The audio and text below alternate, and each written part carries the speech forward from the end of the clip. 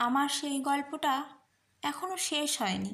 শোনো, পাহাড়টা আগেই বলেছি ভালোবেসেছিল মেঘকে, আর মেঘ কিভাবে শুকনো খটখটে পাহাড়টাকে বানিয়ে তুলেছিল ২৬ বছরের ছোকরা, সে তো আগেই শুনেছ।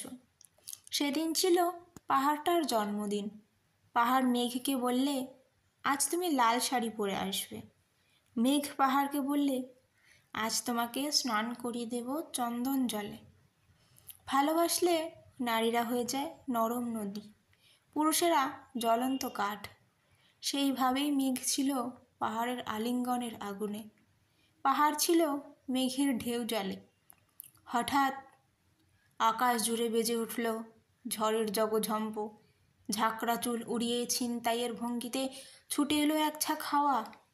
মেঘের আঁচলে টান মেরে বললে, ওঠ ছুরি, তোর বিয়ে।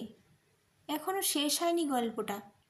বজ্রের সঙ্গে মেঘের বিয়েটা হয়ে গেল ঠিকই, কিন্তু পাহাড়কে সে কোনোদিন ভুলতে পারল না।